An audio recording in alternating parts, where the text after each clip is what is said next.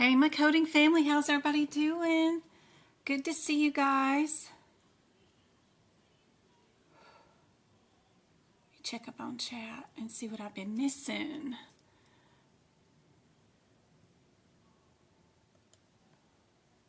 Thanks, Go Kart. Hey, Autumn, good to see you. Hey, Shelmets. Tarantino, good to see you. Hey, Happy, how's it going? Did it start yet? Not yet. I just got here going. I was working, trying to get TikTok up and everything. My lights are flickering earlier, so I was just checking. Awesome. Ooh, how's the weather? Is the weather bad in some of y'all's area? Hey, Melissa. Hey, Christy. Hey, Ariel. Hey, Jamie. Hey, Kenesha. Hey, Royal. How's everybody doing? It's windy here in Missouri.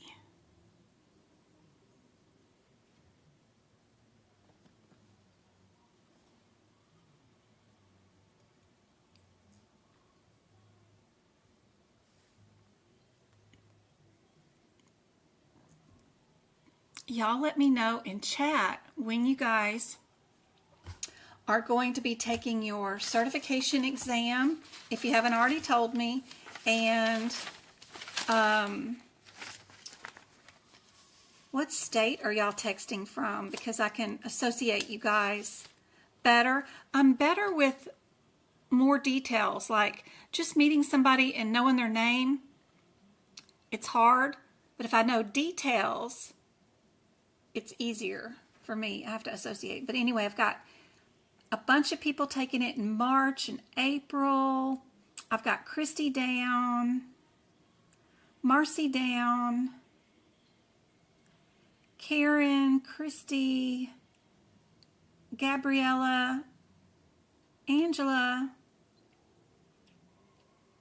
Carolyn. She's my Arizona friend.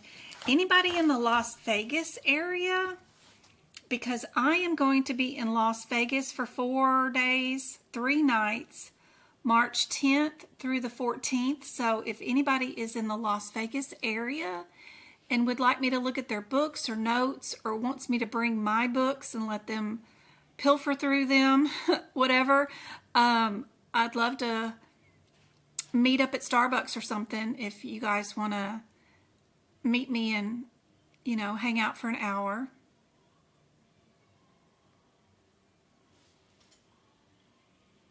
Hey, busy mom, good to see you. I'll be taking my exam this summer. Awesome. Arkansas, JC. Or CJ, I mean.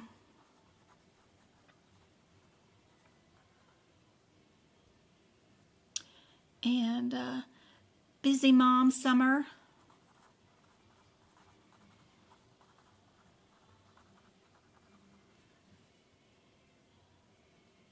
Let me get the first question up so you guys could be looking at that while I'm reading chat and writing some of the stuff down. Here's your first question for tonight. And sorry about the page changing color. Hopefully the white isn't bothering y'all too bad. Hopefully it's not too bright for you guys. I have to get my Word document. I like to have it in black because I don't like bright lights in my eyes all day long, but to interface with AAPC's curriculum, I can't have the black background. The font doesn't show up, so I've switched to gray, but that gives me a white background here, so sorry if you guys are blinded by the light. Hopefully not.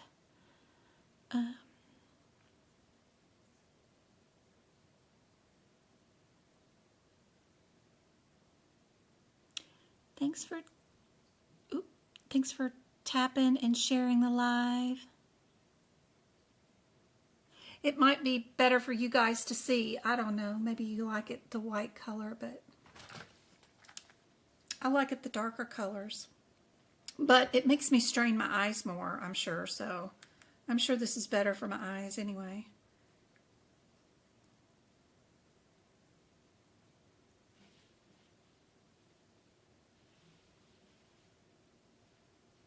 Still haven't done the training with them yet. I'm just seeing stuff pop up in my curriculum, and I'm downloading things and trying to utilize them. But the main thing is I don't want to have to format stuff so much, and because I spend all day in Word document formatting things, and I'm really tired of that. Let's see, can I get that to zoom in a little bit better? Maybe.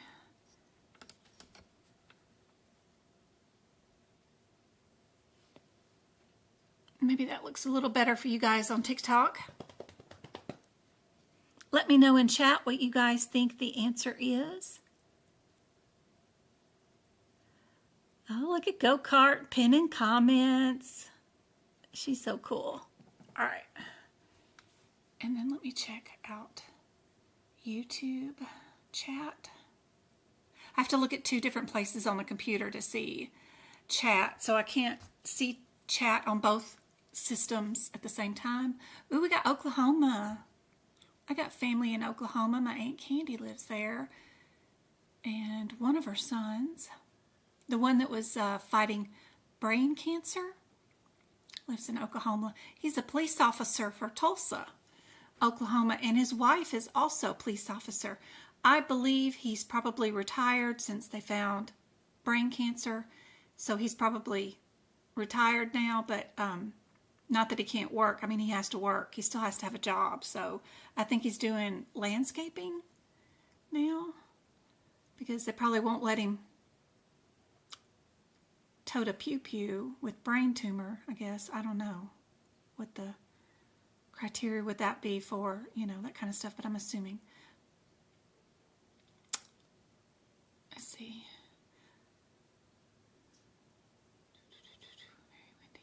But he finished an entire year of chemo and radiation. I think he's got to do 6 more months, but hanging in there, hanging in there. Very windy. We got it last night. It's calmed down here now in Arkansas. Oh, that's good, Christy. Rain and snow? Wow, Jamie, that's crazy. I can't remember the last time it rained here. And I remember seeing snow once when Travi was about 6 years old. Hey, Geninator, good to see you. Hey, 66. Hey, Bill.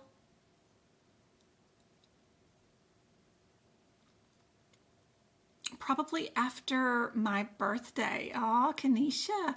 Ohio. Travis and James were both born in Ohio and Cleveland.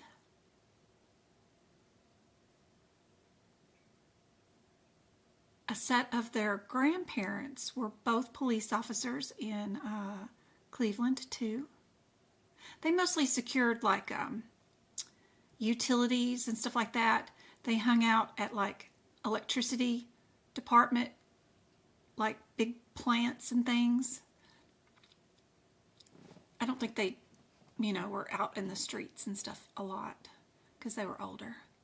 Raining hard in New York City. Oh, I was just watching a streamer that was in New York City, and he had it posted in his window sill looking out over a city park in his neighborhood, and the rain was just pounding. It was just pouring. It was pretty to see. I couldn't hear the rain from his vantage point, but I could see all the rain. You could hear the street sirens and stuff, but I don't know why you can't hear the rain. Because he had his window open. It must be his microphone on his phone. Wisconsin. Good to see you guys. I scheduled my exam for the 24th in Missouri. Kamar. M-A-R-L-A-R.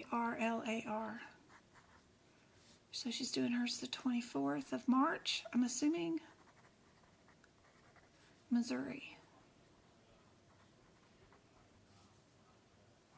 Arkansas, CCS on Tuesday. Exciting, exciting. I'll be on vacation next week and won't be doing a live Monday through Wednesday next week, but hopefully Friday I'll be able to do a live. But I'll miss out. You got to keep me informed though, Christy. Let me know how you do. I hope you pass. Alabama, Autumn. She's not sure if she's ready to take it yet or not. Awesome. California, Micah. Ooh, my old stomping grounds. If you ever need employment advice from California, let me know. I still have contacts and I know a lot of places, and plus positions that you can get into, because California does their medical billing differently than anywhere else in the United States. The rest of the country does it a little bit differently, so it's kind of interesting. Northern California is still deciding when you want to take it. That's okay.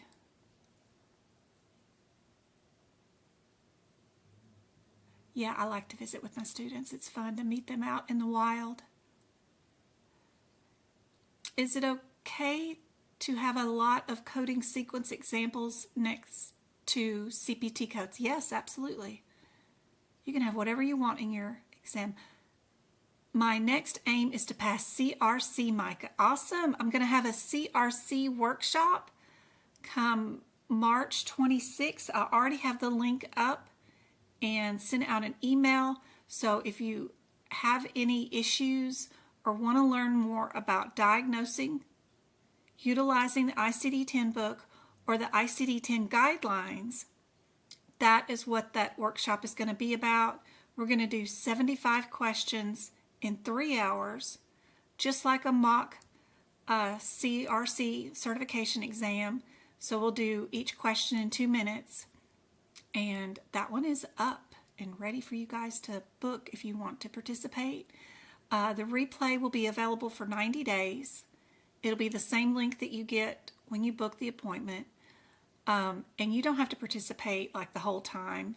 Like if you can only spend an hour with me on Sunday and then you got to go do something, then great. But we're going to do it at 2 p.m., 2 to 5, Arizona time zone.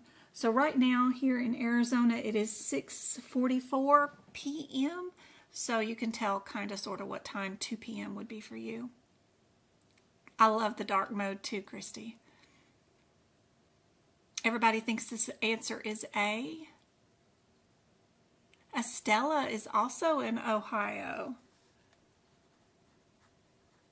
I love your name. That's a cool name. I just wanted to say I got a job today. I couldn't have passed my certification without you, and I haven't been on the job hunt for months now. My position will be a CRC coder. I told you guys that's where all the jobs are going to end up being probably is CPC and CRC. That is awesome, Erin. Fantastic. Thank you so much for coming by and letting me know. That is great, great news. I'm so proud of you. That is awesome. Oh yeah, where's our clappy claps? Yay. Miss Erin. That's great. That's great, great, great. I start my new HCC coding job March 17th. That is Christy Hunter. So we got a second person with a job. That is great. HCC is the same thing as CRC. So that is awesome. Congratulations, Christy. Yay. That is awesome. Let's see. Our answer for this question is actually C. And A was a very popular answer on YouTube. What did TikTok say? TikTok had A down too. Ooh, did I trick everybody on this one? Just got a job reviewing medical policies. Any tips? Yeah, health insurance plans have created everything for you already. If you have any phone numbers, or they tell you that here's the phone number for your email address for your Blue Cross Blue Shield rep, or your ATNA rep, email them and ask them for any PowerPoint presentations or any PDF or educational material that they have on their policies. And keep you an organized folder on your desktop, on your computer at work. And don't forget, when you Google also anything like Blue Cross Blue Shield group plan, whatever it is, hit at the back end of your Google search, put PDF in it, or put PPT, like PowerPoint presentation, because a lot of stuff and information that I found helpful while I was on the job was already posted on the internet. So one of my jobs back in the day, here's the next question for you guys, was I ran 4 clinics. So I was a supervisor. I was in charge of hiring, firing, ordering supplies, everything from every position. So one of the things that I volunteered for was that I heard administration saying that one of the health plans wanted to come in and audit our clinic. So I volunteered to perform the audit with the health plan. But what I did was I Googled that health plan and their audit, and I put in Google a PowerPoint or Excel or a PDF, and I found their checklist that was already posted on the internet of everything that they come through our clinic and would have looked for. So when I did the audit, we scored a 99%, but that's only because they're not allowed to give a 100% score. I had found the checklist online already posted, so I went through there and I put all the stuff in place that they were going to come out and look for. So you'd be surprised what you can find online. Just go look for it in the correct format. So anyway, hopefully that is helpful to you on TikTok, Miss Breezy.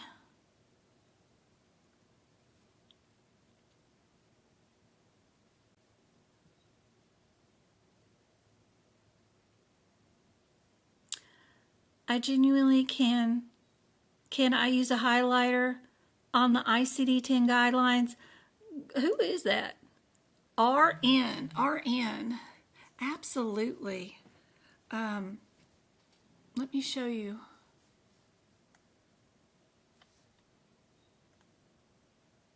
Let's see. Can I get this to work? I think I gotta do that. And did that work? Nope, that doesn't work. Let's get this. Properties. And do that. Okay. And then properties. CRC. There we go. All right. Hey, anybody know what the difference is between the study guide and a training manual? What's the difference? Why is this a thing? Why is this a thing? That's my one question. I got these training manuals in, and I've bought a ton of their courses, and very rarely do I get a training manual, but the study guide, I wonder what the differences are. But that's what I got going on my desk right now. I was trying to figure that mess out. But to answer your question about highlighting, let me find my ICD-10 book real quick.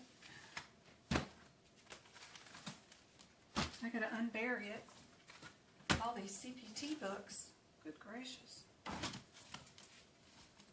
Okay, I'm having to unbury too many, so that cannot be where it's located. Oh, here it is. Okay.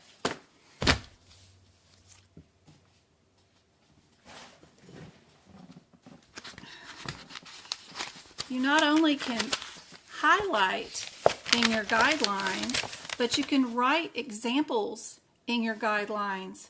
So what I do is I go through here, and in my notes, what I like to do is every time they go over a particular guideline and they're telling me where it's at in the, or what it looks like, or what the purpose of it is in the book is, I'll go find an example of what they're talking about. So this particular guideline is talking about non-essential modifiers. Even reading it doesn't compute with me. I can't learn by reading. I have to see it, touch it, feel it, throw it in the air, sit on it a while and think about it. So I got to go look that up. So I'm going to go look in my alphabetical index for what the heck they're talking about. So what I do with all my guidelines all the way through here, you'll have page numbers. If you ever get my notes, it'll tell you where to go. But the problem with that is you got to have the same book that I do. And a lot of people can pick any kind of ICD-10 book that there is.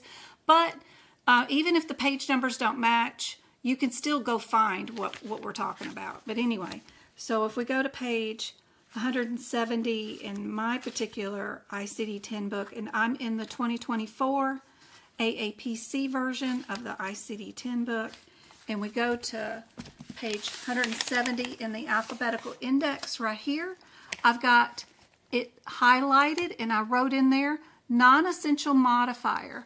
So if we're looking for enteritis, it's got parentheses around the word.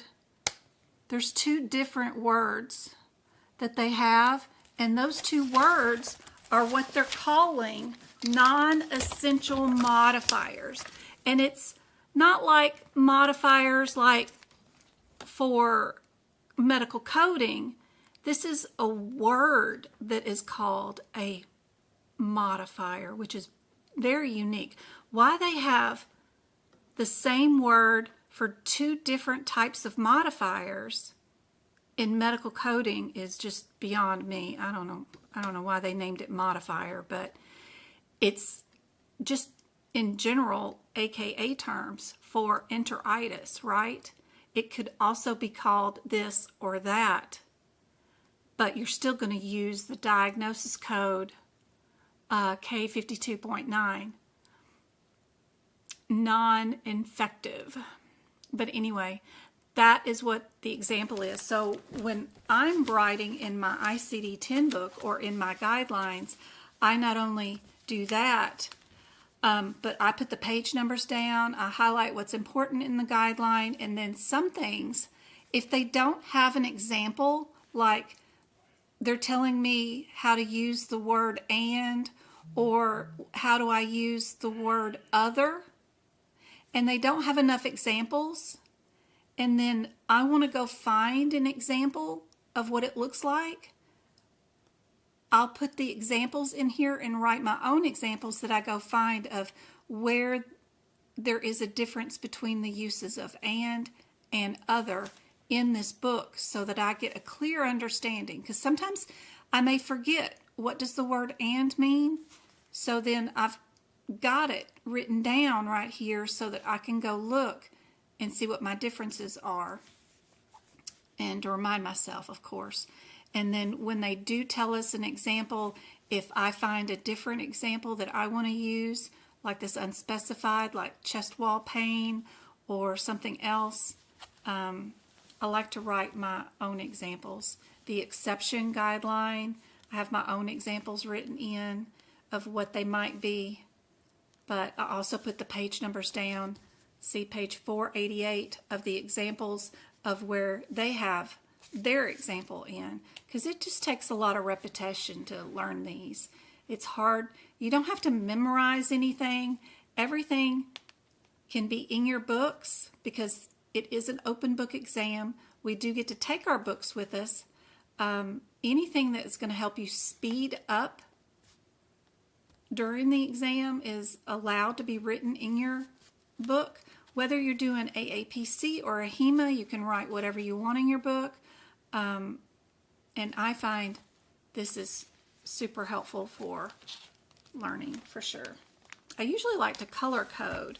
Like if this is up here for the non-essential modifiers, if I have it highlighted in pink, then I'm just surprised that it's not highlighted in pink right here too. But I have it written in blue ink, and I have it written in blue ink up here. So I can see where I kept my blue ink going, but I didn't highlight it in pink. But anyway, I'm always auditing myself.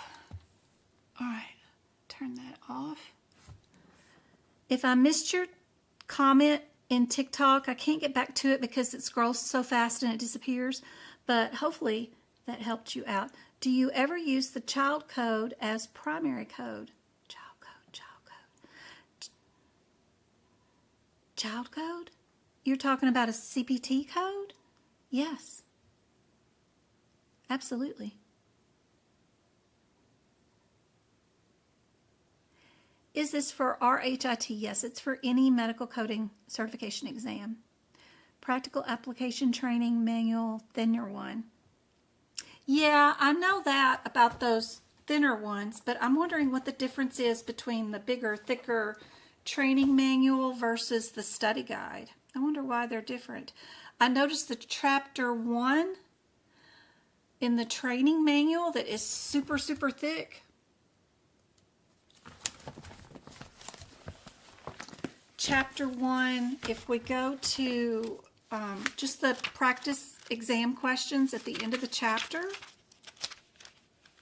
So, what is this? Chapter 1. Chapter 1, they have a practice exam, the exam review at the end. It only has 5 questions, which the study guide at the end of the chapter 1 for the business of medicine, up here, yeah, the business of medicine, it has 10 questions, right? So I already like the study guide better because it's got more questions, but then again, I don't know. But this sucker's pretty thick.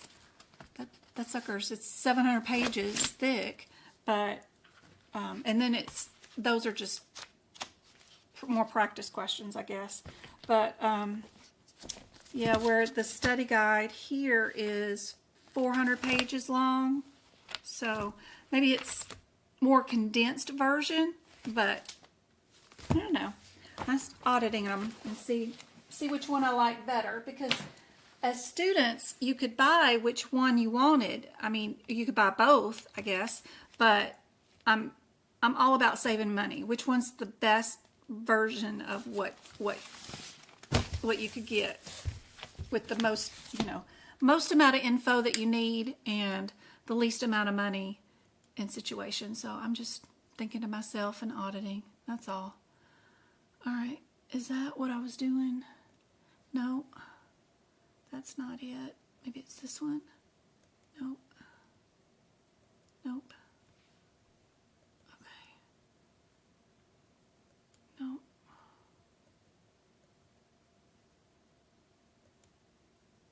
Nope, that's not helpful because that's way too small. Let's see. That's way too small too. There we go.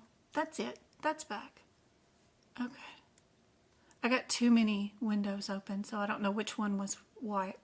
I got way too many of those. They're all labeled the same thing. Okay. Back to the practice questions.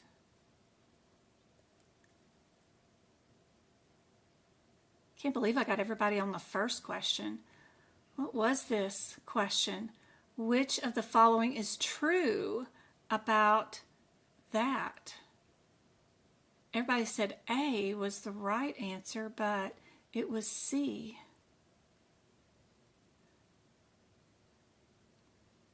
Technically, probably A is also sort of correct, but which one is the most correct is probably what's going on here. All right, for this one, are we dealing with neuro, muscle, or bone? What did you guys put in chat for this one? I got A's and C's. I think Miss Kenesha, I'm going to be able to be selling that to you guys, apparently. So I'll let you know. It'll be on my website pretty soon. I'll know more about this in a minute.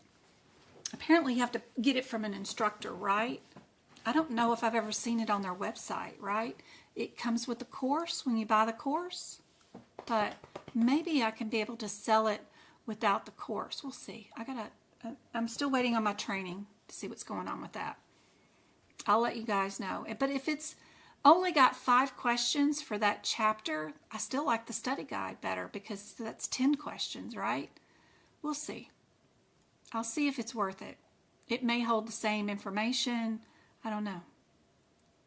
What's in those 700 pages? I mean, if you have to buy 700 pages or 400 pages, but you still got to read all those pages.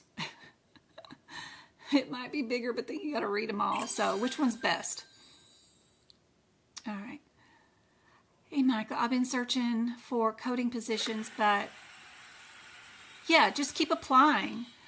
Even if it's asking for experience, what if no one applies that has no experience? You know, they're eventually going to have to hire somebody.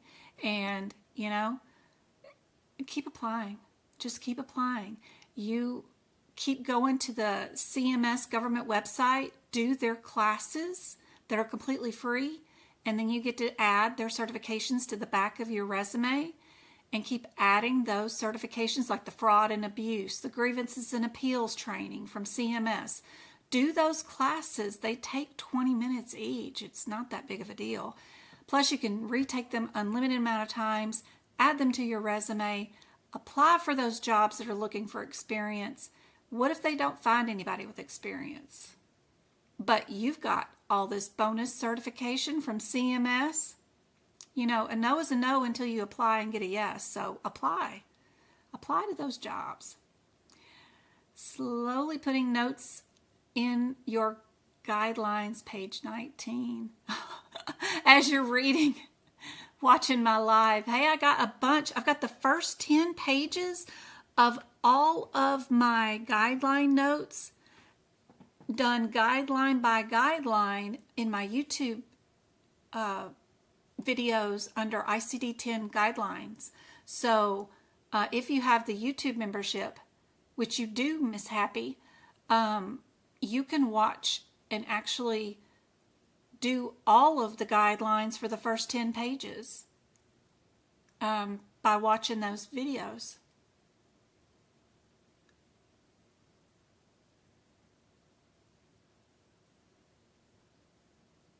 Ariel got hers from AAPC website. That's awesome. CMS training. Got it, Jen. Yep. All right. Answers to this question. Thank you so much for meeting the goal on TikTok. You guys are awesome. Hey, Sunshine. Good to see you. I hope one day you can go back over the test questions and the thinner book has. Yeah. They have specific coding books you have to bring, but you can definitely bring your, yep. I do offer Misty a CRC review, and it's only $16. So, like, if we go to window capture here, let's go to, where's my website?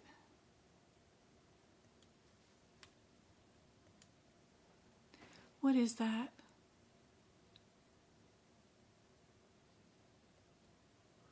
Yep, let's go there. Ooh, I'll tell you guys about this in just a second, but let's go to my website. If you go to medicalcodingbyjen.com, it's just my name. Right here on the front cover, covering this lovely lady's face, is my risk adjustment workshop that I'm doing on March, is it 23rd? Just click that button, click the date, the 23rd, click 2 p.m. and click next, and you can be scheduled into my workshop. We're going to do a mock exam for risk adjustment.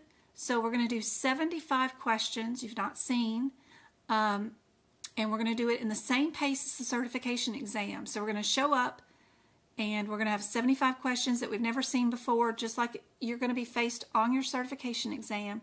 And if you can do 90% of the questions with me and get 90% of them right in the same time frame as the 3 hours, then you know you're ready for the exam.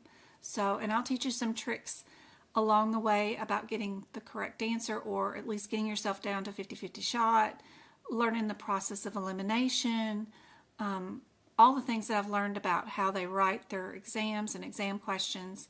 Be super helpful. But that is available right there on my website. We are going to do that on Sunday, I think it's the 23rd.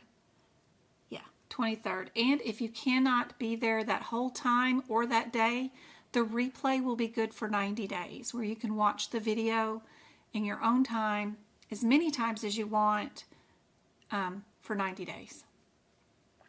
Then it gets turned over to my YouTube channel. Don't forget, I do have a YouTube or a risk adjustment membership too on my website, which is a bonus risk adjustment practice question area. I have over 500 risk adjustment practice questions here on this membership, and it's only $8. And you just click on whichever one you think the answer is, and I'll immediately tell you what the answer and rationale is. Got lots and lots and lots and lots of practice exam questions, bonus PDFs that you get to download with these about certain diagnoses and what they mean for risk adjustment, and how to look up the coding extraction tips for sure. Just tons and tons of practice exam questions. And then it'll be green when you get it right. So pretty cool. Goes on forever. Got tons of practice questions there on my website. If you need more practice questions, just saying. But hopefully you don't. All right. Let me get rid of that. And back to this question. Where are we looking at? Aesthesia. All right. Are we muscle? Are we nervous? Or are we bone? We are neuromuscular.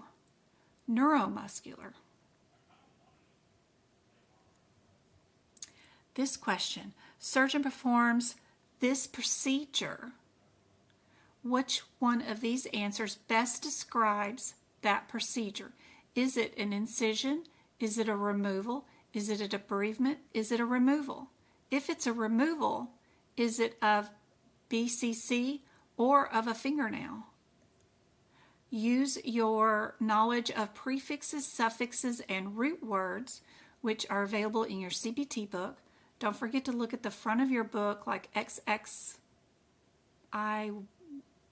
or XXIX or something. I don't remember what page number, but it's way on the front. You've got a list of your prefixes, suffixes. Ooh, I'm drowning in soda. Does anybody else do this? I have like a water bottle on my desk. I got an energy drink on my desk. I've got a fruit tea on my desk, and then I have a hot tea on my desk. All 4 drinks are surrounding me, and I can't even get to my mouse because I've got all these drinks all at once. I don't, like drink one drink at one time. I'm drinking like 14 different ones at one time. It's too funny.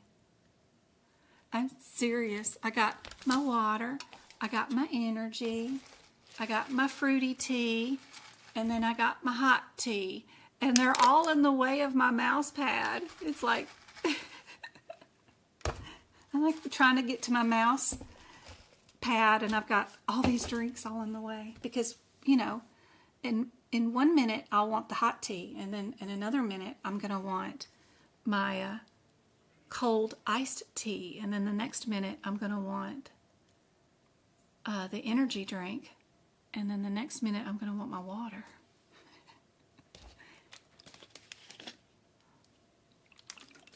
You do hot and cold tea too? That's awesome, Melissa. My oldest son and I are polar opposites. If it's a food that I like, he absolutely does not like.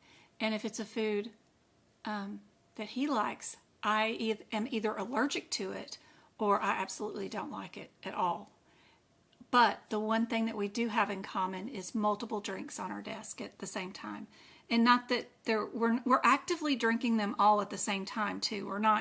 It's not like a storage issue. Like we're just sitting here and they're just wasting away, but we're actively drinking them all at the same time. It's about the only thing we really have in common. But I I'm allergic to shellfish and seafood stuff, like from the ocean, but he loves it. I do not like mushrooms, but I even craved them while I was pregnant with him. Absolutely crave them. Oh, I can remember craving them still to this day, 30-something years later. And it was the strongest craving I've ever had in my entire life.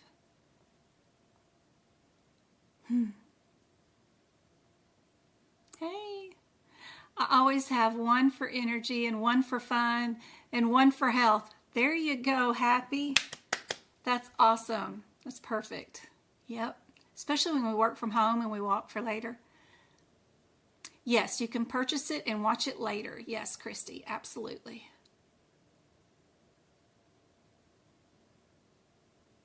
Oh, Happy bought my notes, but she likes listening to the podcast while she's writing them. Yes, that's an awesome thing to do, because writing those guidelines and making the notes is one thing. You can copy my material all day long, but understanding what you're writing and why you're writing it is another thing. And that's why my podcast is super cool, because I'm reading each sentence and then I'll stop and tell you, okay, in layman's term, this means this.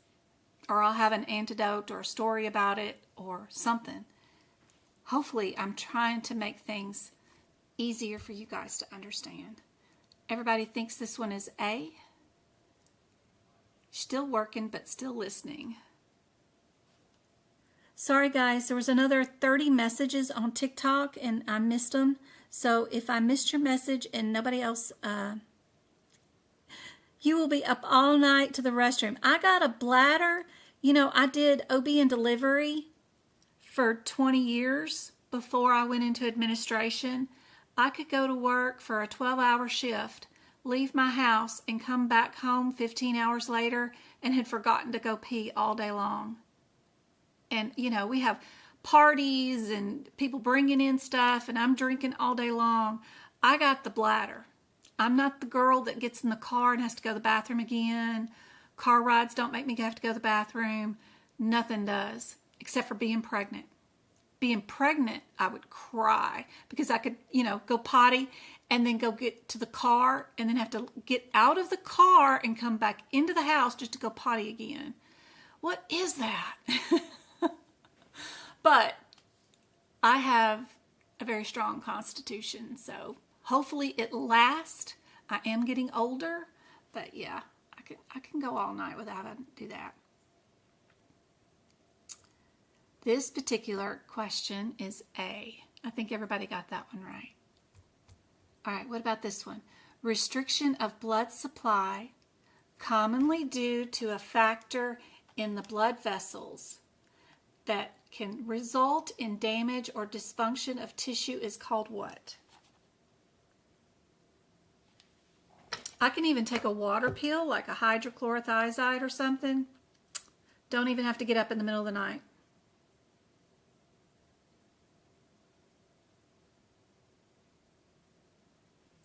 Now, my child, I don't know if it's about being a boy. I think boys have to mark their territory everywhere they go, even when they're human boys.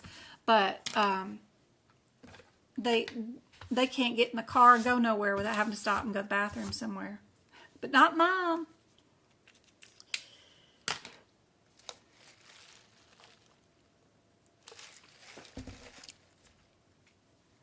Restriction of blood supply.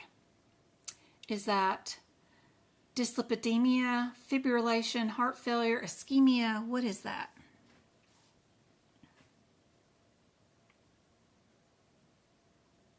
Thank you so much for the gifts on TikTok. You know, I have the horrible time thanking everybody. Thanks, Francisca. Thank you so much. But at the end of my live, I always go follow you guys that gift. And then everybody that sticks around for longer than an hour, I hit the follow button so that I could see you guys on TikTok. If y'all make TikToks, or y'all can message me. Not that I ever get a chance to reply, but you know, at least I'm following you guys. So hopefully you guys can see that. And I really do appreciate it. Why aren't there's CDI entry-level jobs available. There are. There's like one in the world. I don't know what you're looking at, but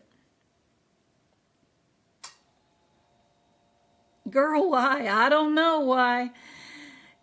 Just the way the DNA sliced. There's other things, you know, I think we're all built, you know, with the same amount of components as everybody else, right? But it just depends on which components are favored more, right? Some people have a great bladder, right? And some people have, you know, the problem with having a great bladder is one issue, but I like things in different ways. Like I failed first grade. So I had weakness in other areas. So, you know, it's all about a balance of what we were given. So who knows? Everybody got A for that one? I think so. I think everybody got ischemia for that one. An operative overlapping of tissue to repair a defect in the diaphragm is called what?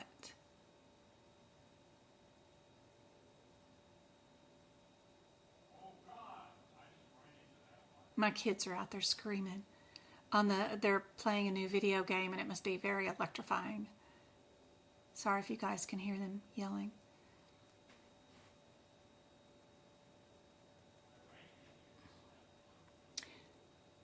Jay Bird let his grades skip this week and he got uneligible to participate in tomorrow's track event. Oh no, so no throwing the ball tomorrow.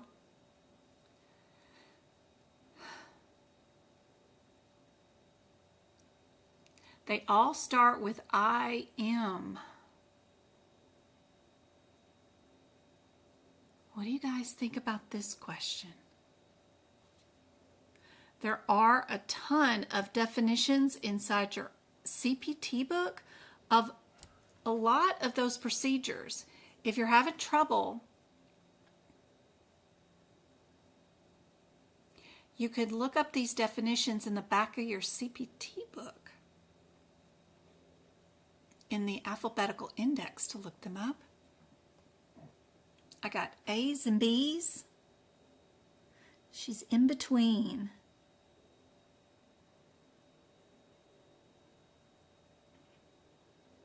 Is that Prince? Give me our Prince. Hey, Sassy.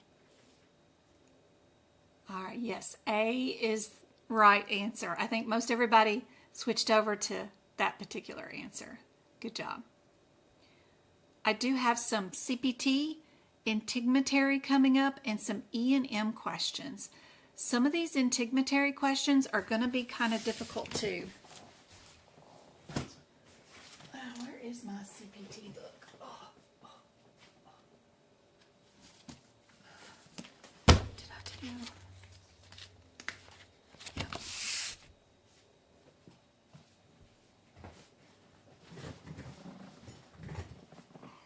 Inflammation of the membrane lining of the abdominal cavity and covering the abdominal organs is called what? Two of them start with a D. All of them end in the letters IS. Yes, yes, yes. A is the answer for that one. Good job. A Barthol's gland cyst may be treated by this particular word. This treatment is described as what? Do you know how to look up that word? Do you know what it is, what it does? Do you know where the definition is? Did you write it in? Is it in the CPT book? Where would it be? Is it a removal, an injection, a creation, or a removal?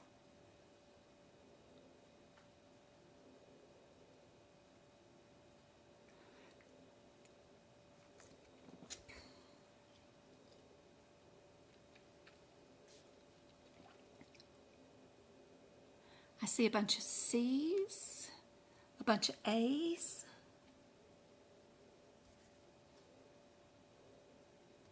If I missed your question, please retype it in chat if there's anything else. Yes, I do take it easy on the energy drink.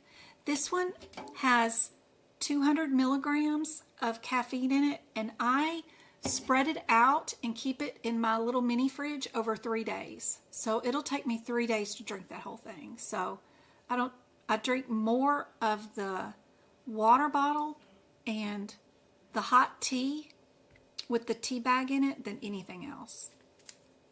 And I normally don't have the Starbucks sugary tea thing, but my mom usually gets me some from time to time.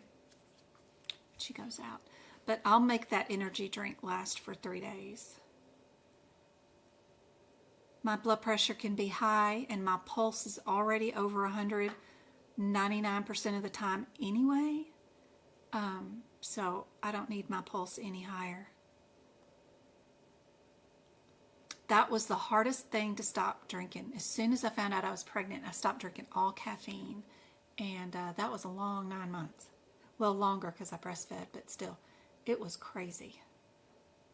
I refused to drink any caffeine at all while I was pregnant. I didn't want anything to affect the heartbeat. The youngins.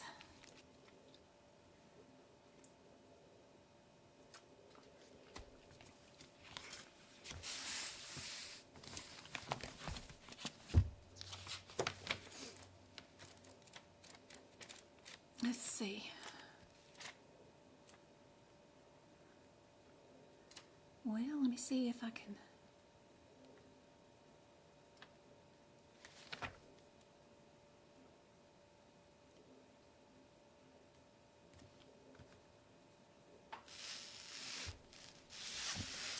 So for this one, what I would do is look in our CPT book, right? I'm in the 2024 AMA CPT book. If you look on page 1217, you've got the word right there, and then you've got a list of codes that is happening on. So you can go to those CPT codes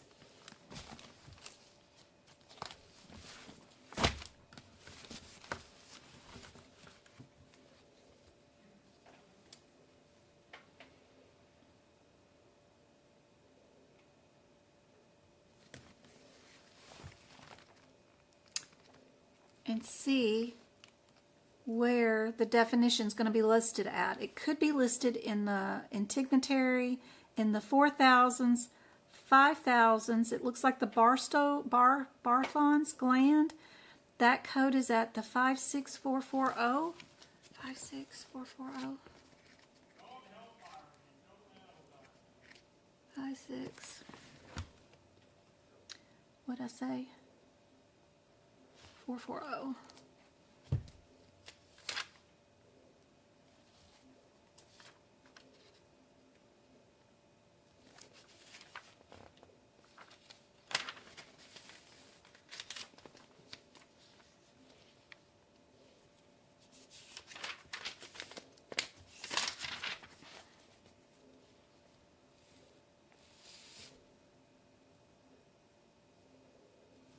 Ooh, you'd probably have to have my notes for this. My notes tell you that a kangaroo pouch open and drain. I tell you what's going on in that word right there. I like to go in and put down what's going on inside certain definitions, just in case it's not clear, which it usually isn't.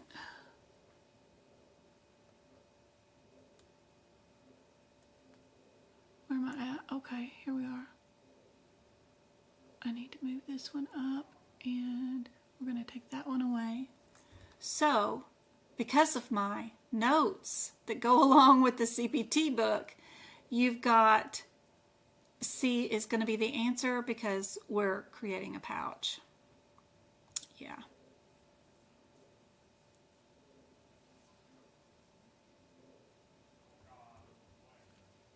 What about this question?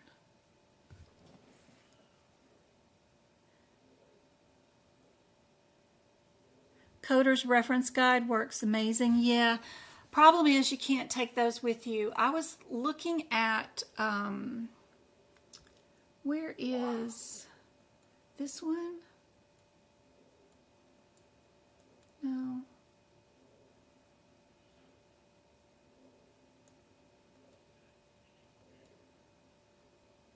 Yeah, this one. So I meant to show you guys this. Did you guys know that if you go to the website called archive.org, I'll post this in YouTube chat real quick. Archive.org.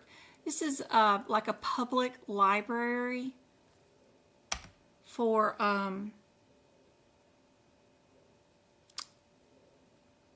all of us, you know, it's our public library from the federal government, right? So if you go there and you sign up for the Internet Archive Library, so right here what I've got is, this is an older version of the Procedural Coding Expert book, which is kind of cool because you can go look up codes, and this particular book will tell you, can I zoom in? Yeah. It will tell you what's going on in the CPT code, right?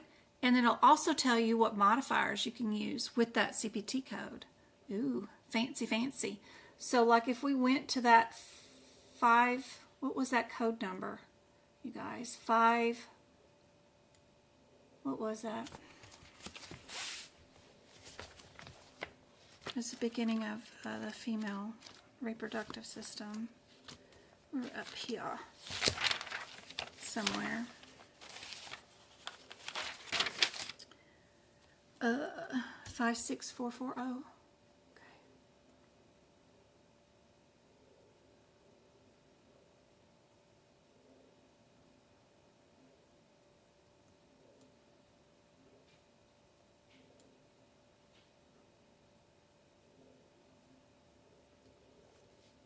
You just turn it like it's a real book page. 5644. I got it way too zoomed in for you guys. I love all the note space that they used to give us. Now they don't do that no more. 56. I went too far. 56. They may not have this code in there. 56440. There they do. They didn't tell us the definition of that particular word, but it's still kind of cool that they at least have the modifiers that you can use for that.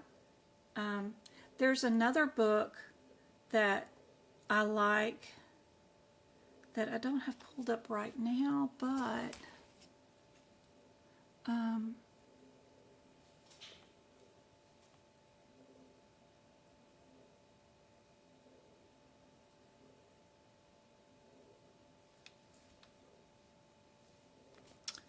let me get this off and go back to that one while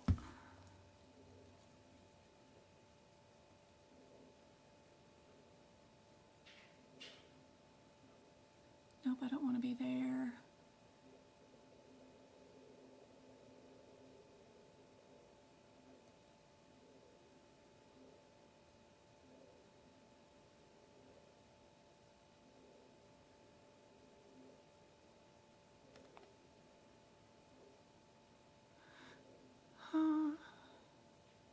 I don't have it up anymore. I lost it.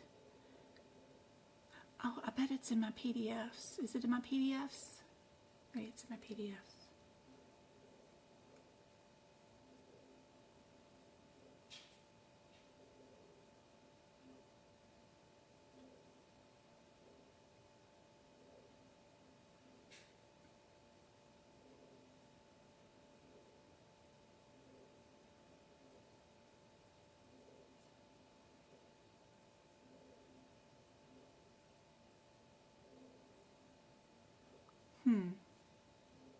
Not there either.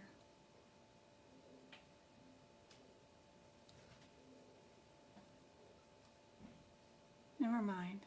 I can't finish that thought. There's another book that I've shown you guys a couple of times that is the book that they write every year, but it does not include every single code. It's the CPT Changes book. If you combine that with this one tells you the clinical examples of the CPT codes. It gives you the full descriptor of the CPT codes, because you know what's in the CPT book is not the full descriptor. So we go to our 5000s inside this particular one that they wrote. The full descriptor of the CPT code can be fairly large, like the description of the 43497 code goes all the way in all of this. They just can't write a book like this with the full descriptor in it because it would be 60,000 million pages long, and so they condense it into one sentence for us. But if you wanted to know what the full descriptor is for each of the codes, there is no book that they publish with all that in it. There is a condensed version, sort of, in one of those periodicals, but most of the time you just have to get each year of all these books of the CPT changes. So I've got 2022 here, but it only gives me the codes that were updated for that year. So you have to buy a new book every year if you want a full set of everything. So this is like 2015, where they go in and any codes that were updated for that year, they've written out the clinical description for the code for you just for that year. So you got to have a bunch of these books if you want like a whole set of everything. But that's why they have these little marks at the bottom of the code descriptor where it says CPT Assistant or CPC Changes, the blue arrows. If it's ever been published with the full descriptor, it'll have that blue arrow underneath the CPT code, and it'll be in one of these books, but you gotta go buy that book. So anyway, it's crazy. All right, this question. Bring back up my... We've all got lacrimal gland. I think I've beat this one into your guys' brain the entire time I've been teaching this, over 5 years, because it was on my exam. What about this diagnosis code? One cool thing about this is that 2 of the codes are separated by one subset of codes, and then the other 2 answers are separated by 2 others. Meaning,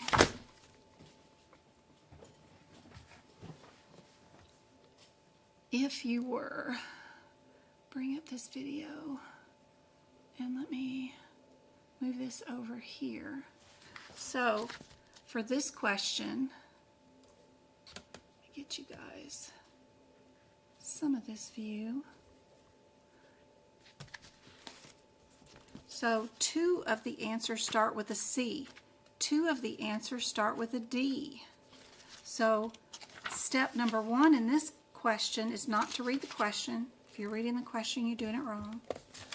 come to your ICD-10 book, what is your header for answers A and B? It's the purple header, right?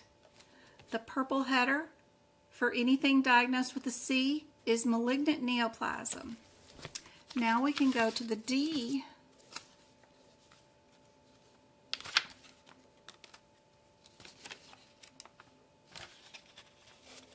And our D purple header right here is in situ neoplasm. That's for D00 through D09. So clearing those purple headers first will help out. With this question, are we malignant neoplasm or are we in situ neoplasm? Knowing that information is super helpful and is part of your first step in answering this question if you were doing this question during the exam.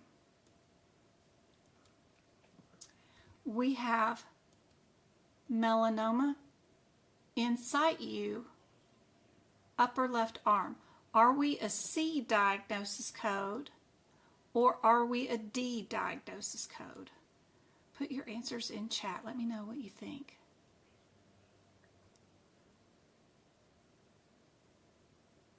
I'm glad it's helpful. Happy. You know that the archive.org won't have, up to date, like 2025 free library books on medical coding, but it will have really cool stuff that you can still utilize, like the one that I was doing. All right. Let's give away some YouTube memberships. I'm going to toss some money at YouTube, and they are going to pick 5 winners randomly on YouTube. So be sure and type in chat something, and let's see, who are they going to pick as winners? Paige, Shar, Renee, Dominic, and Blue. All won YouTube memberships. I hope having access to all my exclusive videos for the next 30 days helps you out 100%. You're going to have access to all the workshops, all the duck classes, the podcast.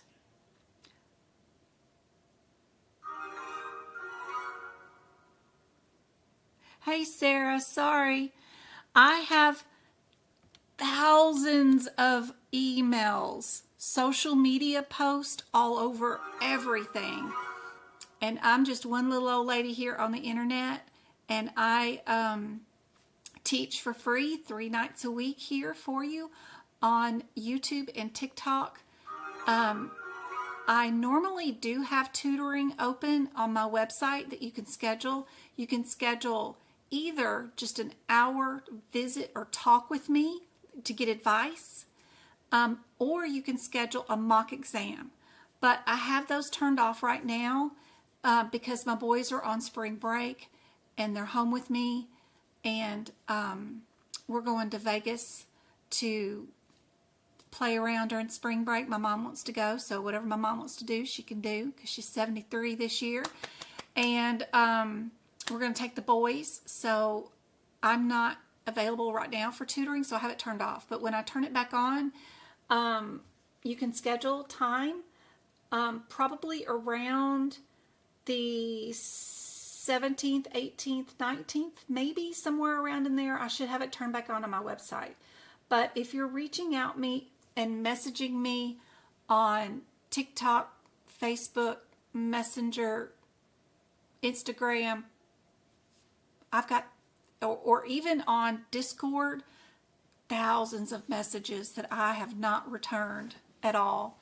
I just can't keep up. Even quitting my job since May of last year, the end of May. So I'm still overwhelmed with all the messages and stuff. So I'm here right now. If you got to ask a question, ask right now. Happy to help. Whatever I can do to help. For sure. I'm starting my course from AAPC on Chapter 2. Should I write all these in my book? So Trace, what I like to do is when I figure out what the correct answer is, you know, if I do the question and I try to get an answer and I thought it was going to be this one because it was the most extensive, it was the biggest, it was extended all the way out, it has 6 digits done. These only have 5 digits, so it's got to be more specific, right? And then when I looked and figured out what the answer was and I was maybe incorrect, then I would go to where this code is at and I would write the correct answer down next to it for this word. And what I only do is just write this part, right? Melanoma in site U is not coded here, it's coded, and I put the correct answer down. But then I would also go to the correct answer, whatever that is, and I would write this there. If the ICD-10 descriptor is exactly like this, and it says all those words, then I might just highlight the number. But sometimes what's in the ICD-10 descriptor, sometimes it's different, so, you know. But sometimes it's exactly the same. So that's what I do. I'll go to the incorrect answers, make sure that because, you know, I'm a creature of habit. If I went to the wrong answer the first time, I'm going to go to the wrong answer the 99th, 10th time that I go to it, every single time, until I eventually beat it into my head that stop going there and go here.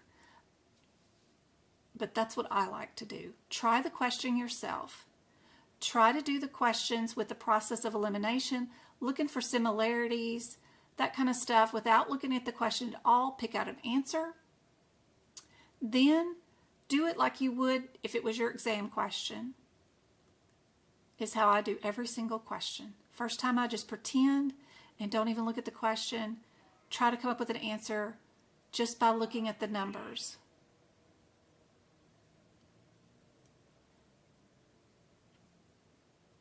Play around with the process of elimination, seeing if I can figure it out. And then I do it the right way. See if it works for me. The answer for this one is definitely the D0362.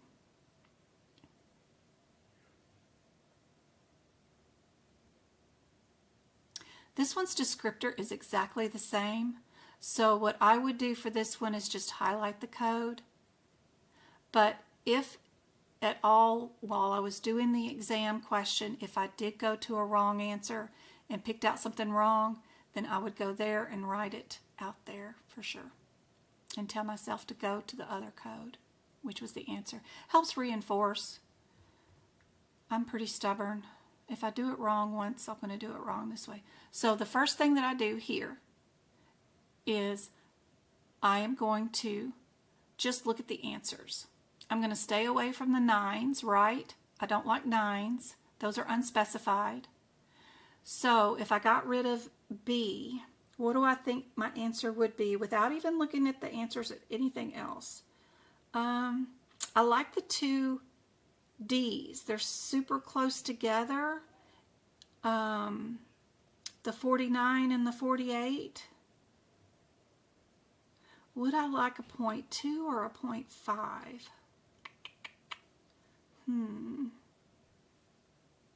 I don't like the 9 in this one either. So let's do D. If I was just doing anything and just playing around, I would pick D as my answer. Okay? But now I'm going to go do the question for real, right? C is for melanoma. D is for in situ. What did I have? I have uncertain. So would I be in the D's? Would I be? I definitely cannot be in a C because I don't have a diagnosis, right? So I bet I am in the D's. The 2 that are the closest are D48 and D49. So those are the only 2 numbers that I'm going to go to. I'm not even going to worry about the 0.2 or the 0.5. I'm going to go to those 2, D48, D48,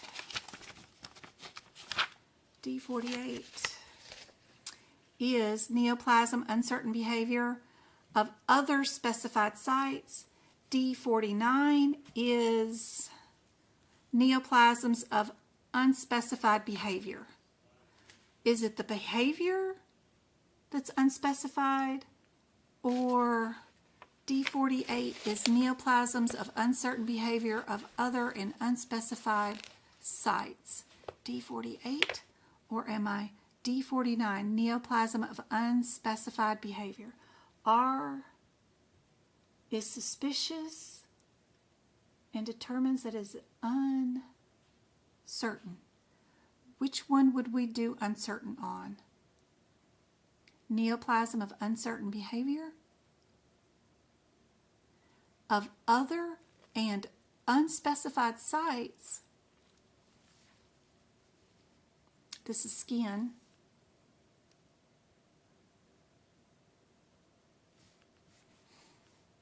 Or are we just doing neoplasms of unspecified behavior?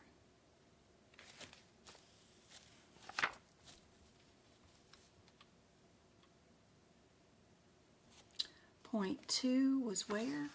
492.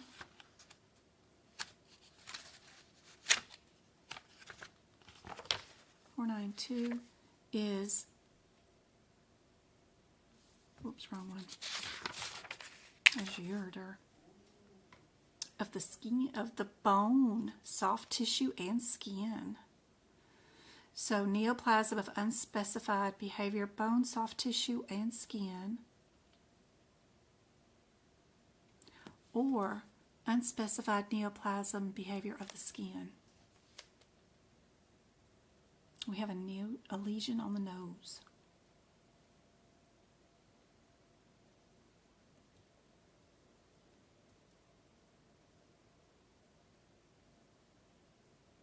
Yeah, the table is a much smarter way to go, but you know, during the exam, we're so programmed to go from code to code. This is where I would end up because I'm a creature of habit. So this is where I would be. Yeah, D is the answer. And so I would probably write something down at the 49.2 that the answer for a lesion on the nose that pathology says is uncertain equals this answer. That's the one that they want. And since these codes are all on the same page, it's easy just to write it right over here.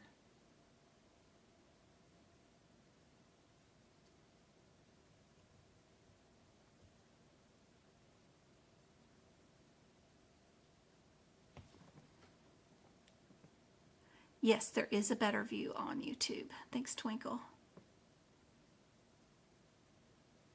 April, thanks for having the TikTok subscription. I need help with elimination on the CCS exam.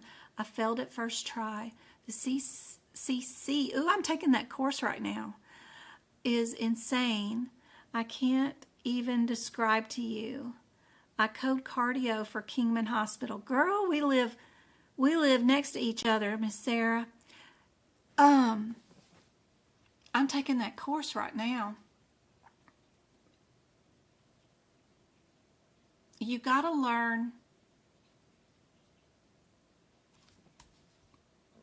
Well, number one, you got to leave all your coding experience at Kingman at the hospital. You can't take that with you during the exam at all.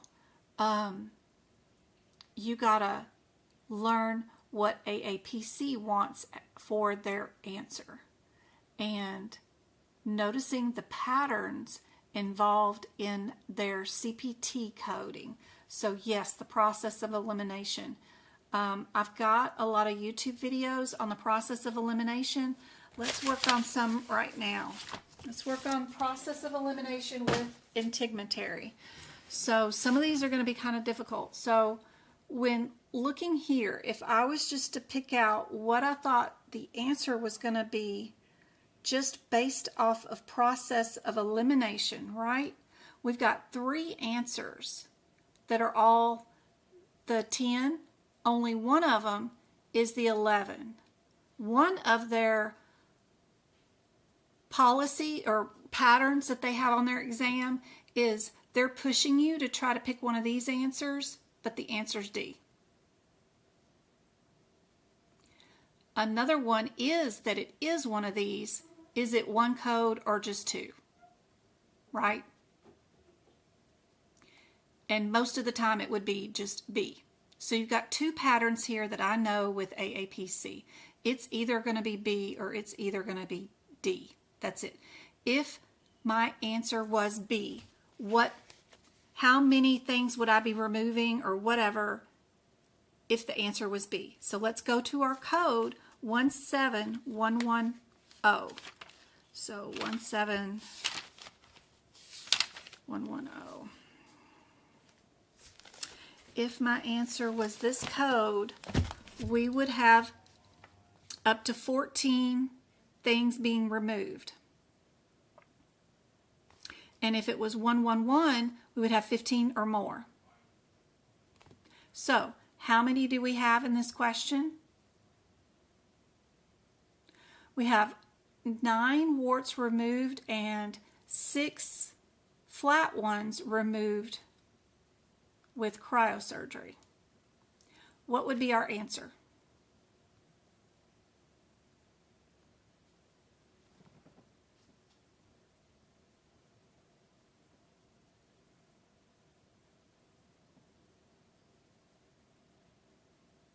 I bet you didn't fail it. I bet you're super close to passing, I bet.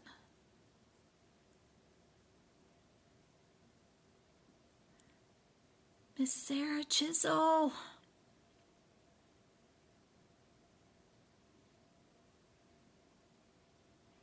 I'm in Fort Mojave. We're so close, Sarah. You could come to my house and bug me, probably. Huh.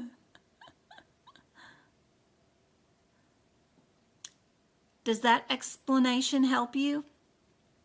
Not a score was really low. No way. Are you trying to code the exam, or are you doing it without reading the questions at all? The best way to pass that exam is not to read the questions, just to go to the answers. Pick either the smallest number of codes, number 1. If you've got an answer that's 2 codes versus 1 code, you know the answer is going to be 1 code. They're trying to push you to code more than you have to. That's the whole point of the exam, is trying to fill your head with a bunch of propaganda. My duck classes are excellent. If you have a YouTube membership on my YouTube channel, watching those duck classes shows you how to handle and do the process of elimination. Get rid of and not reading the questions, just doing the questions from the question or the answer point of view is the best thing ever. So we know we have 15, right? So we know our answer is D. Now you're going to go write this in your book, right? You're going to go to the 17111. You're going to write 9 plantar warts plus 6 flat warts equals this answer. Because you're going to use their verbiage that they used right here in your example, and you're going to write it in right there, those codes.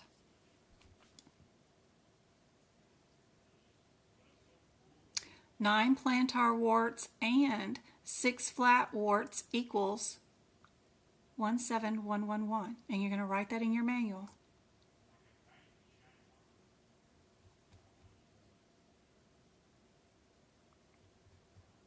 All right, next one. If we've got 3 of them all in the 157s, you know they're either trying to hide the fact that the answer is this one, or it's one of these with the 5 in it, right? Because there's 2 with the 5 in it, and it's probably the cheaper one. I don't know. But that's the two patterns that AAPC has. Either they're trying to see if they can trick you by putting a bunch of answers all in a row, but leaving you one that isn't there, away from the other ones, and that's the answer. Or it's one of these with the 5, and it's usually the cheaper of the one, right? Meaning the number is lower. Just numerically, 50 is smaller than 58.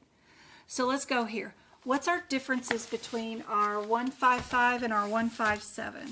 155, if we're under 155, we're under flaps, skin, and deep tissue. Notice I am not going to the CPT code and I'm not going to the descriptor. That is not how we do this exam. You very rarely end up having to go to the CPT code and read its description during the exam. What you do is you go to the code area where the code is in general at, right?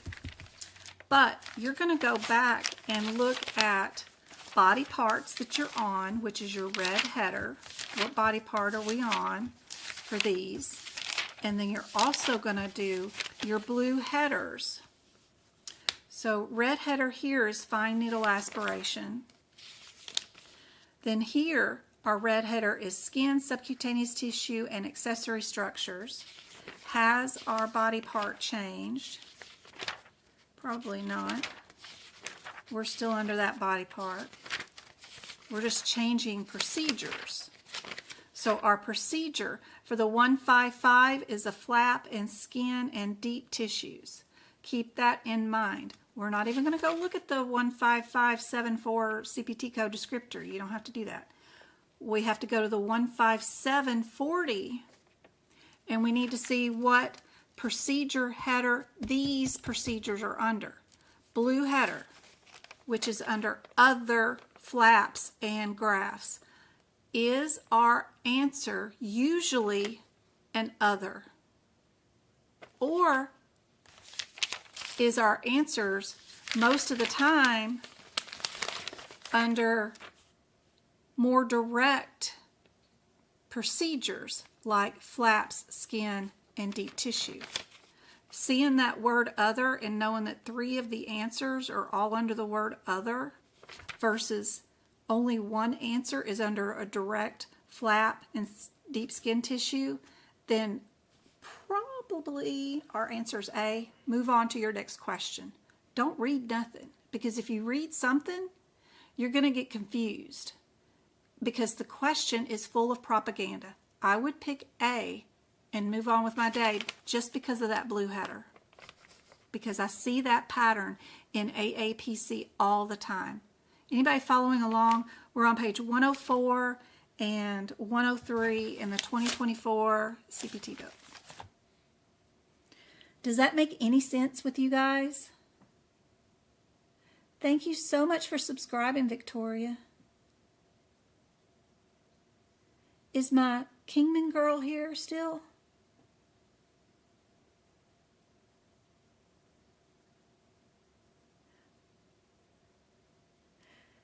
I know you worked hard for that.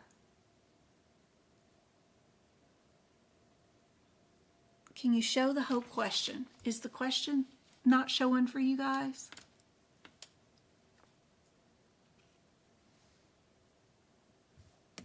There's a better view on YouTube in case you guys can't see the screen, because the screen on YouTube has me showing the book, showing you live where the answers are, and chat on YouTube too.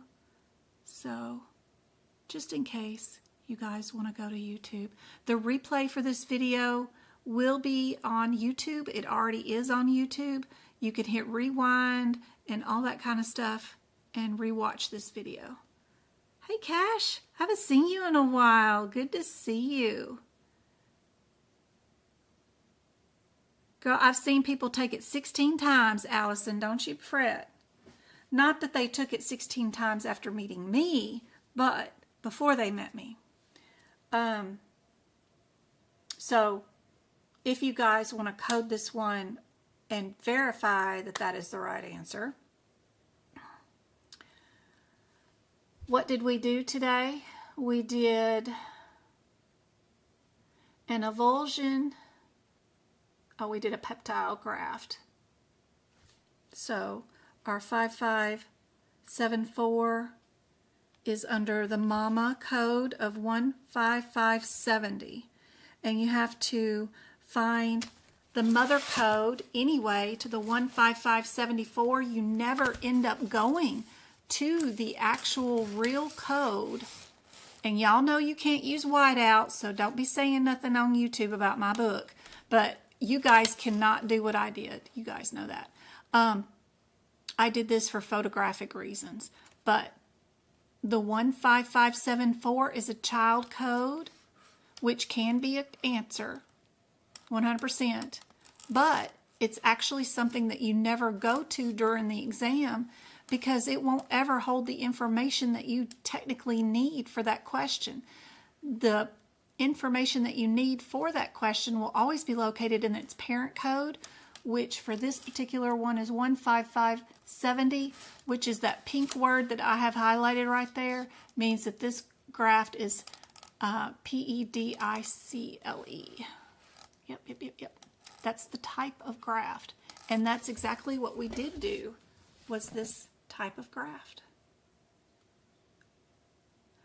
So if you're doing the certification exam by running to the CPT codes that are the available answer and reading those descriptors and trying to pick out an answer, that's not going to help you. You need to be able to run to the headers first and the mother codes.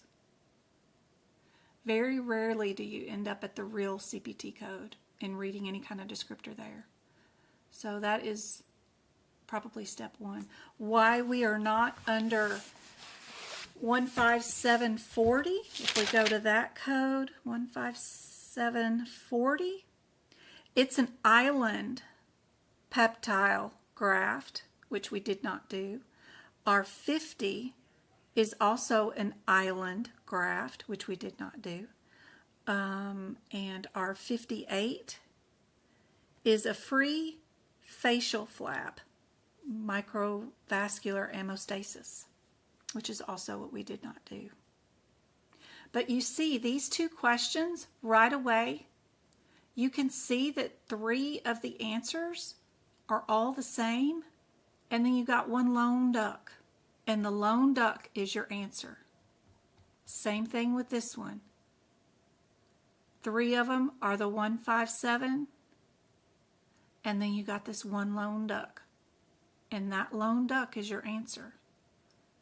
You could just go through these exams and notice those patterns, not read a thing, and pass the exam without doing anything other than looking at numbers and circling answers that are lone ducks.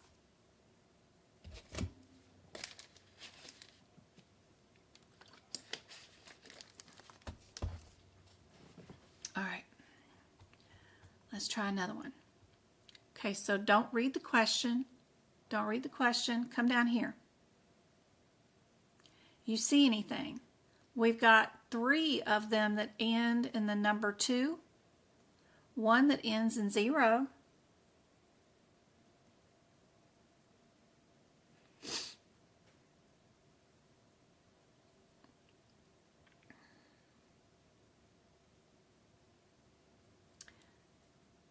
The easier part of this one would be I pretty much know what my differences are in these codes by the 2nd and 3rd digits, right?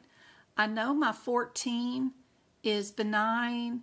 I know my 16 is cancerous because I've learned those. Those are just 2 things that I've learned picking up and practicing these practice questions a bunch, is I know that if my 2nd and 3rd digit in integumentary is a 14, then we're removing something that's benign. If it's a 16, I know it's cancerous. I don't know 12 and 13 off the top of my head, but we can go look that up real quick. What is the main thing that's happening when the code set has the 13 as the second and third code numbers. So let's go look. 113, 113. 113, we're just doing a shave. We're doing a shave. And then if it's a 12, we're doing a biopsy. Okay, so that's cool. If it's a 12, we're doing, you know, skin tag removals, right? That's my header, blue header for the 112s. The 113s, is shaves. And then I know my 114s header is benign excisions, and then my 116s are cancerous excisions. What did we do today? I'm just going to look for that one word, right? Did we do a skin tag removal, a shave, or an excision of cancer or benign stuff? You can see the word shave right here. So you know your answer is easy peasy, right? With the headers, we don't look at CPT code descriptors first off the bat at all, unless you're forced to.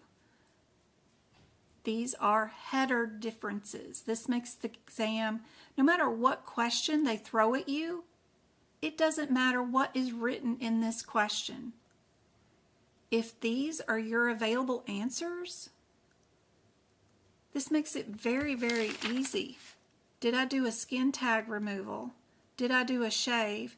Or these two are both excisions. And what is excised?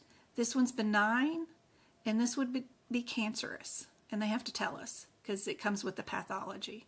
So those two are excisions. This one's a shave.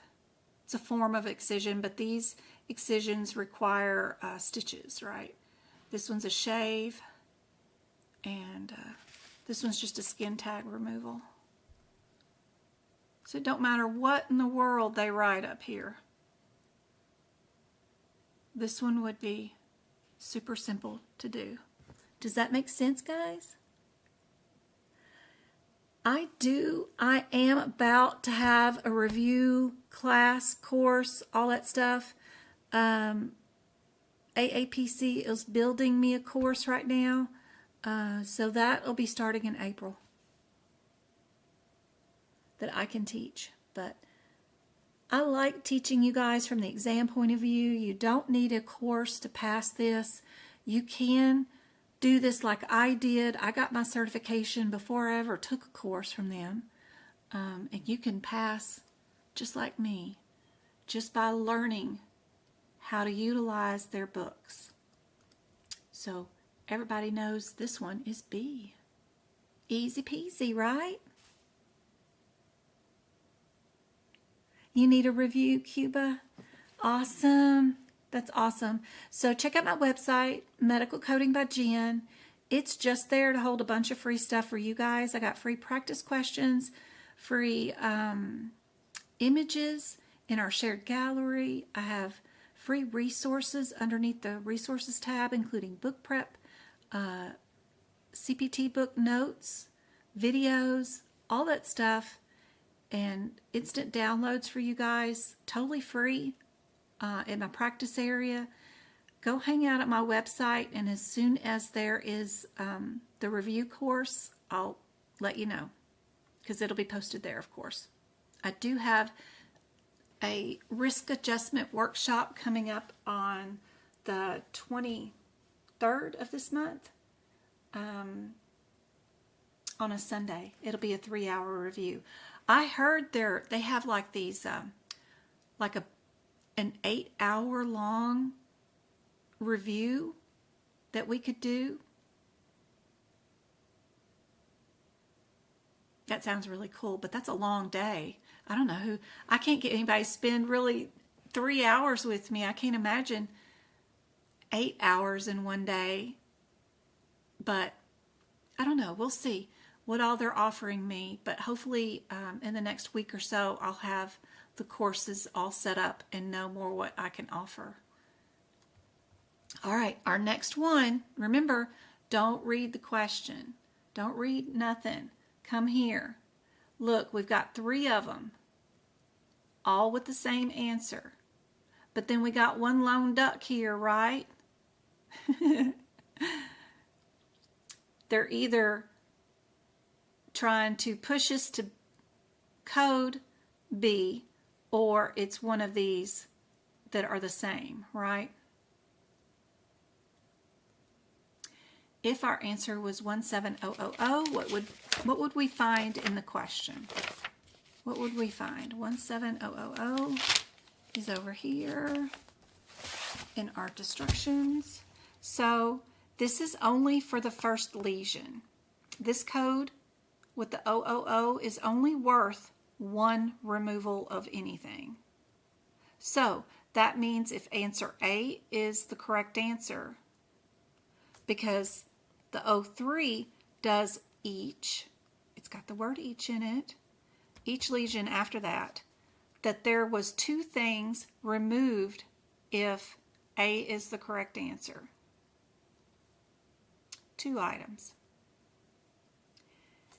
If the answer is B, you can't code that one because B, the 3 is an add-on code, and you don't code that code by itself. Because it has a plus symbol in front of it, it can never be coded without its additional code.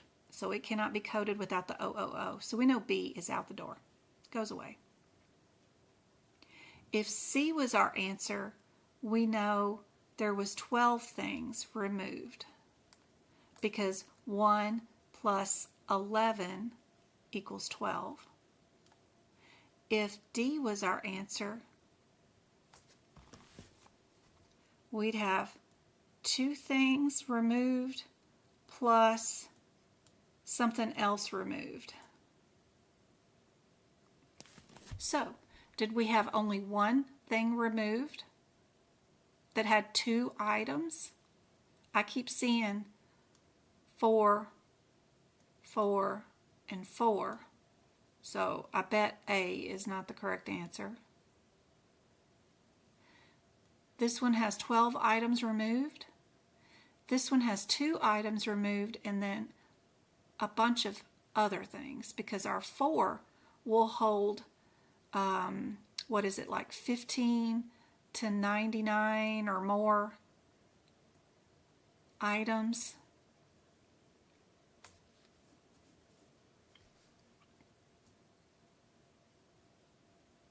Do we have any do nots on that one? The 1-4? I don't know. If we do, I buried them in whiteout so I wouldn't be able to see them. 4 times 3 equals 12, right? That's a coding irregularity. We wouldn't see that anyway. Unless they're different body parts, maybe. I don't know. But yeah, C is our answer for that one. Yep. I think everybody got that one. All right, guys. You guys use the process of elimination. Play around with this. What would be your answer? Look for similarities.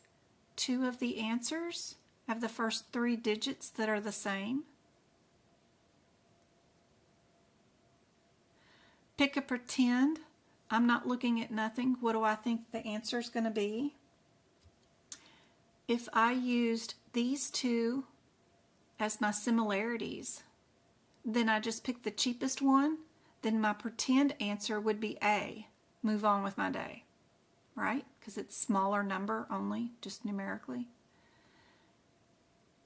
If I want to verify, and I don't want to just play with my exam, my $500 exam attempt, and I want to kind of know if I'm in the right spot, my 17000 is under what header?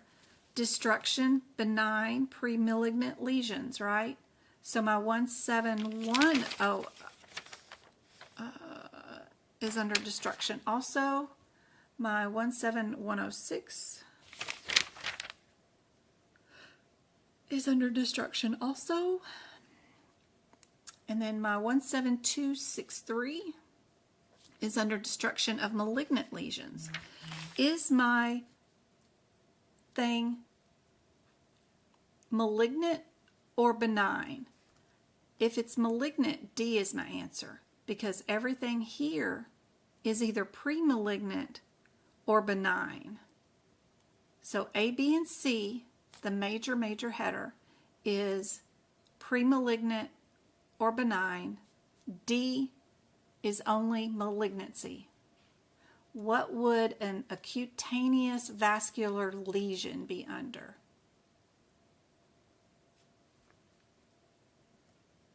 Is that cancerous? I don't see any omas, you know, nothing that says basal cell carcinoma, nothing like that. So we can eliminate D. So it's definitely going to be one of these. If the answer was C, we know, because this is an each, and this does the first lesion, that there would be 2 items that we removed.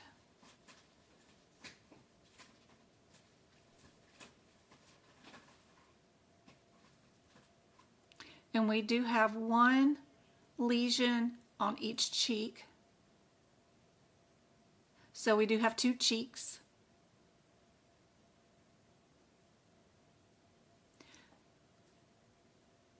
Vascular is probably going to make a difference. The type of items that are removed with the 17000 are precancerous. The types of lesions that are removed with the 106 is cutaneous vascular. It's in the CPT code descriptor, right? And then our 10 is destroying other. That's our other word, and those are never usually the answer. Whether it's the procedure is other or the items that are usually done, you can see the word other in the CPT code description. It says benign lesions other, not elsewhere classified, NOS. In general, most time that is just not the answer. This one's not the answer because it's not cancerous. These are precancerous, and this one is vascular. So even without looking at the answer, I still ended up at the right correct answer when I went and worked the question. So if the process of elimination avoids any propaganda and you're still getting the correct answer, then why work the question anyway? You can do it with looking for just similarities. The only reason I picked A and B is because of the 1177 and the 11, the first 3 digits. Then it's just a difference which number is smaller. A is a smaller number because of the O, where B is a higher number because of the 1. So that's how I did it with the process of elimination. But it takes playing around with. This is something that you have to play to see. More often than not, it's right. But, you know, I don't know how many percentage of the time it's not right, but it's way less than getting it wrong by looking in the question at the propaganda.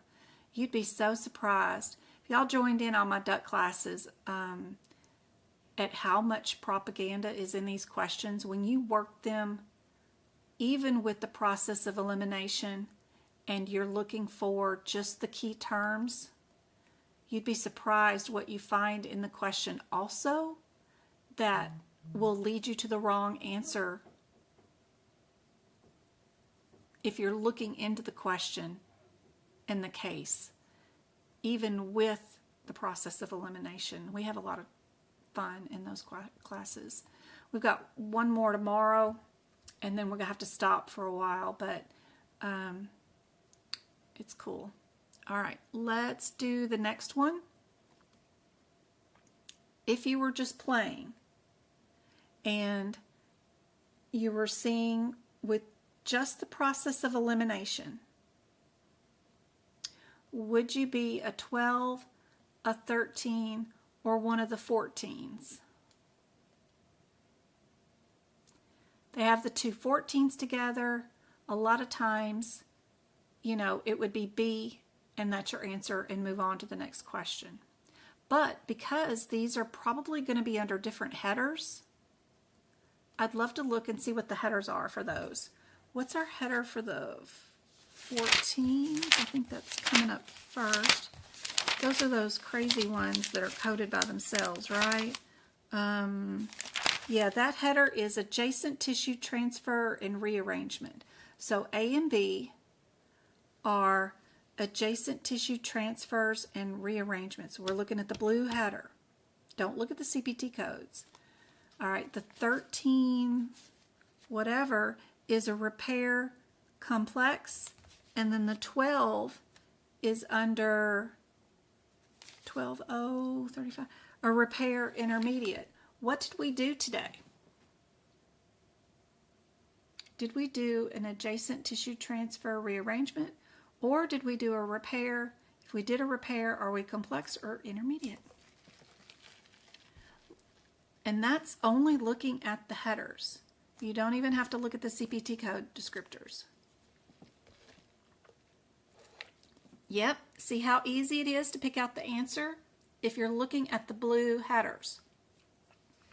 It gets even easier in some of the other areas like urology, male, female, reproductive sites, even in musculoskeletal, because before you have the procedure blue header, you're going to end up having a red body part. So we have lots of excisions in musculoskeletal, lots of them, but they're separated by the red header. Are you doing back and flank area, which is the red header, or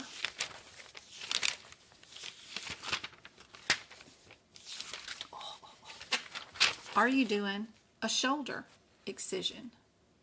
So clearing the red headers in all the other sections before you clear the blue headers is key. Am I doing a shoulder, or am I doing the back and flank area? For you guys that are missing out on TikTok, the red headers are in the CPT book, and that definitely helps you during the exam. Redo your practice exam questions. Focus on looking at the differences between the red and blue headers, and pick out your answers only from those points of view, and see if you don't start getting a lot of the practice exam questions answered correctly. Like this one. You see right there, intermediate repair tells you right away, answers DDD all day long. All you needed was the blue header above the set of codes, not in the set of code descriptors. Yeah. All right, what about this set?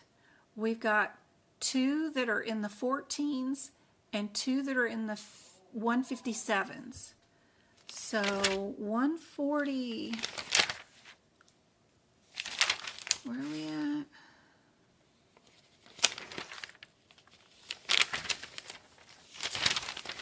One, 5, 7, 3, 8. What header are we under? We're under flaps, skin, and deep tissue.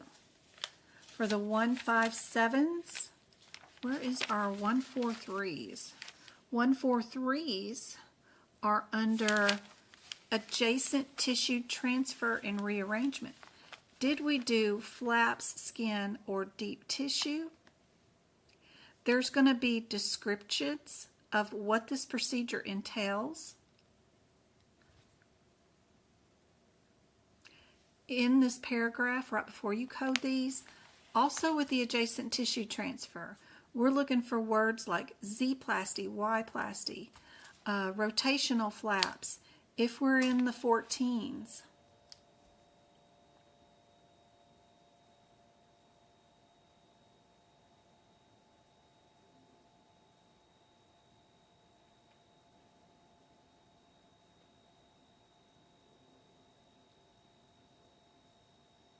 This one says a wide advancement flap. Are we at flaps, skin, and deep tissue, which is page 103, or are we on page 97 under adjacent tissue transfer?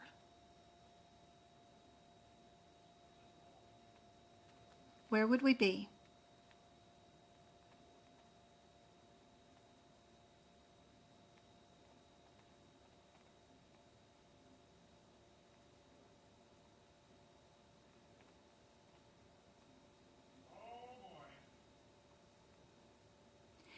Did you take the guidelines that are written on page 97 if you're in the 2024 book, where they write that the codes for the 1400s are called rearrangements? They're also called Z-plasties, Y-plasties, random island flaps, rotational flaps. Did you move all that information to the codes that they affect? Because the 1400s don't start till the next page.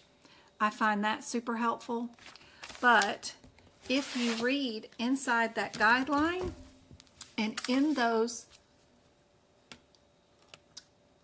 brackets right there, you guys are not seeing it, but right there, right below that blue header, right there, inside the bracket, they say they're called Z-plasty, Y-plasty, V and Y-plasty, rotational flap, random island flap, and advancement flap. Says it right there, advancement flap. And what I do is I go and I move that information that's in that guideline, because you know I ain't got time during the certification exam to go look at those, but I wrote them all down right there, right in front of that 1400 code. So I have Z-plasty, Y-plasty, I have the V and Y-plasty, rotational flap written down, random island flap, advancement flap, and a couple of other ones from other practice exam questions that have turned up being the correct answer was right here. I wrote those example words right there so that I know when I see the word advancement flap, I know I'm under this set of codes, which is called adjacent tissue transfer or rearrangement. Even though the other header for the other set of codes, the 157s, says flaps and skin and deep tissue, right? So when you see the word flap, you think you're going to be underneath those 157s. But these are not labeled as that. They're called tubed peptile, P-E-D-I-C-L-E